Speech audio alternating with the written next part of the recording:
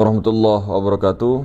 Kembali lagi bersama kita. Hadirin semuliakan Allah Subhanahu wa taala. Mungkin dari kita ada yang masih bingung ataupun masih terputar-putar. Ya, masih beleng-beleng kalau bahasa ininya ya. Artinya apa sih sebenarnya yang disaksikan ketika mendirikan sholat? Contoh seperti mendirikan sholat 5 waktu atau sholat-sholat sunnah dan sebagainya. Apa yang disaksikan itu? Dan kenapa ketika kita biasanya melihat sebagian daripada ikhwan kita, saudara-saudara kita ketika sholat itu ulang-ulang. Takbir Allah, diulang lagi, takbir Allah, diulang lagi, takbir Allah. Nah, apa penyebabnya dan apa jalurnya? Torikonya seperti apa mereka? Nah, hadirin semuliakan Allah Subhanahu wa taala, banyak jalan menuju Roma. Jadi banyak sekali jalan menuju Roma, banyak jalan, banyak jalurnya. Kita tidak serta-merta mengatakan bahwa ini sesat dan itu sesat dan sebagainya. Tidak, kita ke diri saja. Artinya apa yang disaksikan ketika mendirikan sholat sebenarnya? Apakah kita menutup mata? Ataukah kita hanya membayangkan bayangan kita? Atau membayangkan diri kita? Haruskah dibayang-bayangkan atau bagaimana? Nah, maka hadirin semuliakan Allah Subhanahu wa taala, kita ketahui ya, baginda Nabi Muhammad SAW kemudian beserta para sahabat, beserta para aulia, khalifatullah, pewaris Rasulullah SAW, sebelum mendirikan sholat itu wajib untuk mempanakkan diri. Jadi wajib untuk mempanakkan kemakhlukan diri, wajib untuk mengkaramkan, melenyapkan keakuan daripada diri. Maka ketika belum lenyap, duduk dulu sebentarkah, ataukah betul-betul diperbaiki dulu ya, kita punya keakuan itu. Karena jangan sampai akunya makhluk yang sholat, jangan sampai. Karena di situ-situ dijelaskan betul-betul Maha Suci Allah yang telah memperjalankan hambanya. Bukan hamba itu berjalan sendiri, bukan robot yang dikasih baterai, dititipkan sifat, kemudian dia jalan sendiri. Tidak dititipkan, itu bahasa kiasan. Allah menitipkan sifatnya, itu bahasa. Tapi hakikat yang sebenarnya, sifat Allah Ta'ala itulah yang berlaku pada diri setiap makhluknya. Maka hadirin semuliakan Allah Subhanahu wa taala, itulah diajarkan kita di sifat 20, sifat ma'ani terutama yang mazhar kepada nyawa setiap insan itu, setiap makhluk. Kudrah, iradah, ilmu, hayat, sama, basar, kalam. Maka kita betul-betul mengisbatkan betul-betul bahwa kita itu tidak berkuasa, tidak mampu untuk berkehendak, tidak mampu untuk melihat, mendengar, berkalam-kalam, berkata-kata dan sebagainya. Kita betul-betul buta, tuli, bisu, mati dan sebagainya. Fana, lebur, hancur, karam. Kita itu adam, tiada. Maka kalau sudah dalam tingkatan itu jalur-jalur ya melalui sifat ya. Artinya torikohnya, tahap metode mematikan dirinya ke situ. Kemudian kalau sudah betul-betul mematikan diri, maka yang terlihat itu tidak perlu lagi dibayang-bayangkan, hadirin. Tidak perlu lagi kita bayang-bayangkan diri, hadirkan diri kita, bayang-bayangkan diri kita di depan. Makanya biasa ada orang Allah, sebentar, Allahu Akbar, Allahu Akbar. Nah, itu dua kemungkinan. Dia berniat ketika pas Allahu Akbar itu belum cukup niatnya, ataukah dia ketika melaksanakan Allahu Akbar itu dia sengaja untuk membayangkan dulu dirinya. Dia harus melihat dulu dirinya di depannya baru sholat. Nah, itu biasanya dua kemungkinan ke situ. Namun hadirin semuliakan Allah, sudah nyata senyata-nyatanya af'al itu, sudah nyata senyata-nyatanya asma itu, sudah nyata sifat itu, sudah nyata zat itu. Kenapa mesti dibayangkan? Keliru kita hadirin. Apalagi membayangkan Nur Muhammad yang berbentuk cahaya putih. La ilaha illallah, la haula wala quwwata illa billah. Nur Muhammad itu bukan cahaya. Kalaupun ada ya cahaya kah, bayangan kah, semua itu hanya mazhar Nur Muhammad, kenyataan Nur Muhammad. Yang kita maksud Nur Muhammad sini yang Ahmad itu sifat Allah. Lalu apa yang disaksikan? Apa yang disaksikan, Mas, kalau kita mendirikan sholat itu? Makanya di fikih itu tidak dianjurkan untuk menutup mata. Kalaupun ada jalur yang menutup mata, itu jalur thariqah yang memang itu mau menimbulkan rasa dulu, zauq di situ. Tapi yang sebenarnya kalau kita urut di tingkatan ma'rifat itu, tingkatannya itu sudah memandang. Kedudukannya ma'rifat itu kedudukan memandang sudah. Kalau kedudukannya hakikat itu kedudukannya masih merasai. Bedanya merasa dengan memandang begini. Ketika kita menutup mata, merasakan ya, ada dua sendal di depan, sama-sama dia sendal ya, atau dua benda di depan sama, tapi warnanya berbeda. Ketika kita acak itu dua benda di depan kita dengan warna yang berbeda itu, kita rasakan, sama-sama pegang. Bisa tidak kita bisa tebak ini warna merah, ini warna hijau? Nah, bisa tidak? Itu masih merasa. Artinya orang merasa itu masih belum tentu melihat, masih merasakan. Tapi kalau orang ma'rifat, kedudukan ma'rifat itu sudah tingkatan memandang dia. Artinya sangat jelas, terang. Tidak ada lagi dibayang-bayangkan, dirasa-rasakan, sadar dia, sadar betul-betul menyaksikan. Musyahadahnya, syuhudul wahda fil ahadiyah atau wahdatus syuhud. Tunggal penyaksian, yang menyaksikan, yang disaksikan, tunggal, wahdah, tunggal. Yang menyaksikan, yang disaksikan, tunggal. Kalau sudah mati sebelum mati di situ, mematikan diri sebelum mati, mati maknawi, baru Allahu Akbar. Di situ kita fokusnya di situ. Ketika Bismillahirrahmanirrahim itu sudah dijelaskan kalam, berarti itu sifat. Ini kan jalur tauhid. Kalau jalur tauhidnya begini.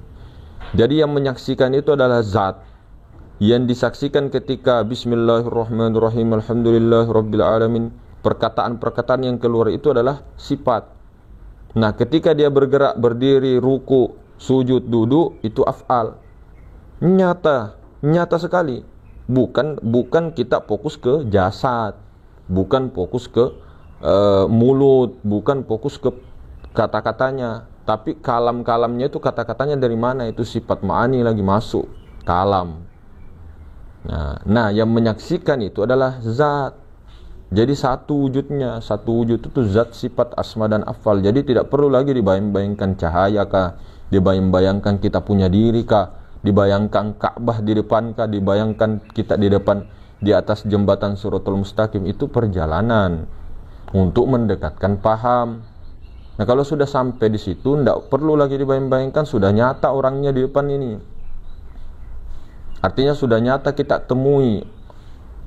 Jadi tidak ada lagi kata-kata mengatakan orang yang kita temui di depan itu dibayang-bayangkan lagi, tidak perlu, sudah nyata di situ. Nah, itu kalau jalur tauhid. Zat memandang kepada sifat ketika dia berkalam. Zat memandang kepada af'al ketika dia berdiri, rukuk, sujud dan duduk. Tapi kalau jalur Nur Muhammad, zat memandang kepada sifat. Nur Muhammad itu yang zohir, yang batin. Nur Muhammad itu, Nur Muhammad yang sebenarnya itu yang batin, diri batin, tapi nyata kepada zohir. Jadi ketika Allahu Akbar, Allah memandang kepada Nur Muhammad itu sendiri. Yang batin dia pandang, yang ma'ani itu Rasulullah itu yang dipandang, namun bernyata kepada batang tubuh. Nah, itu kalau jalur Nur Muhammad simple. Allah menyaksikan Rasulullah. Jadi kalau ditanya siapa yang sholat, Rasulullah yang sholat, Nur Muhammad yang sholat. Nyata kepada mazharnya, yaitu Nur Muhammad yang zohir ini. Rasulullah yang sholat, harus. Rasulullah yang mana ini? Rasulullah hakikatul Muhammadiyah. Hakikatul Muhammadiyah itu yang sholat. Nah, maka itu hadirin semulakan. Kalau sudah hakikatul Muhammadiyah atau Nur Muhammad yang hakikat sebenar-benarnya, maka itu sifat Allah. Bukan kita mengatakan Nabi Muhammad Allah, tidak begitu. Bukan Nabi Muhammad Allah. Nabi Muhammad itu ada juga Nur Muhammad pada dirinya, bahkan lebih sempurna koneksinya. Namun yang kita saksikan itu supaya tidak menyembah Nabi Muhammad itu, hakikatul Muhammadiyah. Cuma untuk adab ketika diucapkan, kepada siapa engkau bersalawat? Kepada baginda Nabi, kepada keluarganya, kepada anak cucunya, zuriyahnya semuanya. Wa ala ali Sayyidina Muhammad. Namun secara hakikat Muhammad, sholawat itu untuk kepada diri sendiri. Diri yang mana? Bukan diri kita, tapi diri sebenar-benar diri. Nah, jadi yang disaksikan itu benar-benar sudah nyata. Ngapain lagi untuk kita membayang-bayangkan sesuatu yang khoyali? Makanya biasa Allah, ulang lagi Allah, Allah. Nah, itu nanti bisa menimbulkan was-was, keraguan. Minal jinnati wan nas, yuwaswisu fi sudurin nas minal jinnati wan nas. Yuwaswisu fi, waswas. Nah, di dalamnya itu ada waswas, itu keraguan. Nah, itu yang perlu dikhawatirkan, itu yang perlu dihati-hatikan. Maka tidak perlu lagi, ini terserah ya, kembali kepada diri masing-masing. Tidak perlu dibayang-bayangkan, tidak perlu dihadir-hadirkan, tidak perlu lagi menutup mata, betul-betul saksikan itu. Makanya di fikih itu disuruh buka mata ketika kita berdiri. Pandangnya ke tempat sujud, kelihatan semua itu, kelihatan semua, kalamnya kelihatan, ya, kemudian geraknya juga kelihatan dan tersaksikan memang betul. Artinya sebagai hakikatnya, tunggalnya ya Allah Ta'ala sendiri yang menyaksikan dirinya. Masuk kembali kepada paham wahdatus syuhud, yang memandang yang dipandang adalah tunggal, yang memandang yang dipandang tunggal. Itu wahdatus syuhud. Siapa yang mau menyesatkan wahdatus syuhud? Jarang sekali ada ulama-ulama tasawuf itu yang bisa menyesatkan wahdatus syuhud.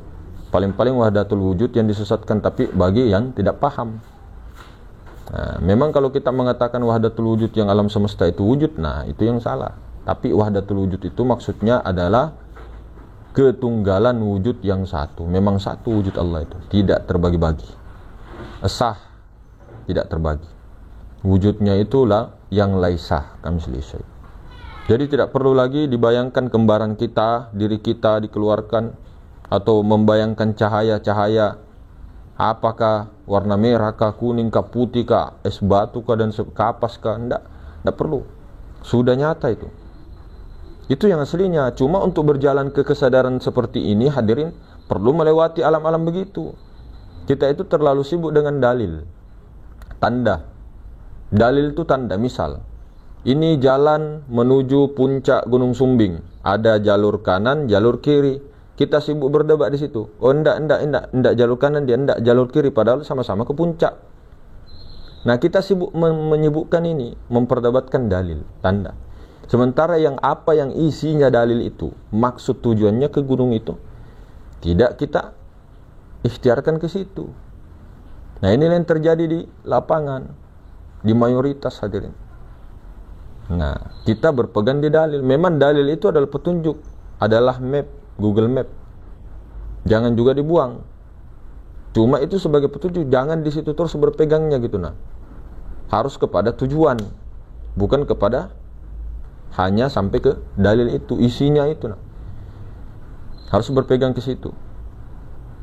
Nah, kita ini sebelum sampai jiwa kita ini ke qalbun salim, ke hati yang tenang, ke hati yang betul-betul selamat, kemudian jiwa-jiwa yang tenang, sampai ke tingkatan rodiyah mardiyah itu, sampai tenangnya tenang dan sebagainya bahasanya itu perlu mengalami alam-alam nasut, alam malki, bahkan kesaktian, kesupranatural dan sebagainya. Nah, guru, orang-orang yang betul-betul mursyid, ya, mursyid rohani yang mengajak kepada Allah, dia itu apa-apa yang dibicarakan Allah, bukan ke makhluk, bukan ke bab-bab kesaktian, bukan bab-bab ini itu pencerahan, pengalaman-pengalaman yang goib-goib, ketemu kuntilanak, ketemu macan kah, ketemu buaya kah, ketemu ini, tidak.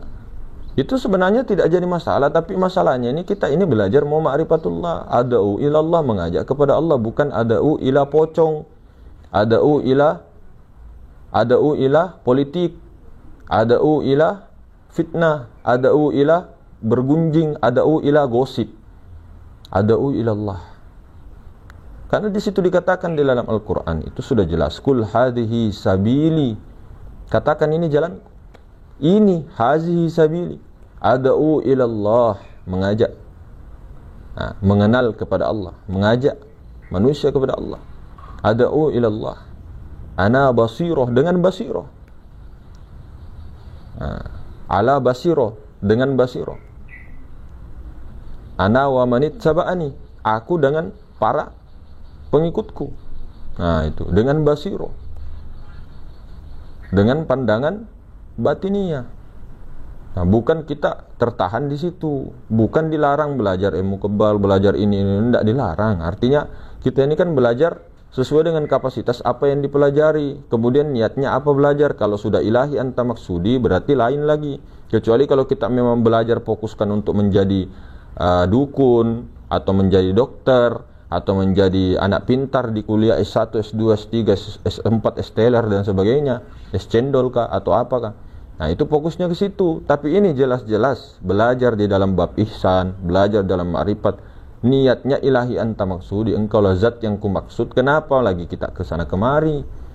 Kalau mau sekalian bab tenaga dalam, oke, silakan langsung ke situ. Nah, ke tenaga dalam belajar, bab ini belajar ke sana, bab rotib ya rotib, bab ini ke sini.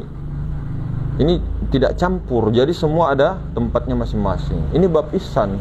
Beribadahlah engkau seolah-olah engkau melihat daripada Allah. Kalau engkau tidak mampu melihatnya, maka yakini bahwa Allah Ta'ala melihatmu.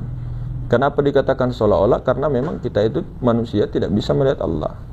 Allah Ta'ala sendiri yang melihat dirinya, mengenal dirinya, menyaksikan dirinya, mencari dirinya. Dia sendiri. Makanya dikatakan seolah-olah. Seolah-olah hanya. Nah, itu kan. Apalagi impian, apakah lanjutannya itu. Nah, maka hadirin semulakan, itu tadi ya. Jadi kita kembali ke diri, mau dipegang, mau diambil silakan, tidak diambil, dibuang jauh-jauh. Jadi mungkin begitu hadirin. Assalamualaikum warahmatullahi wabarakatuh.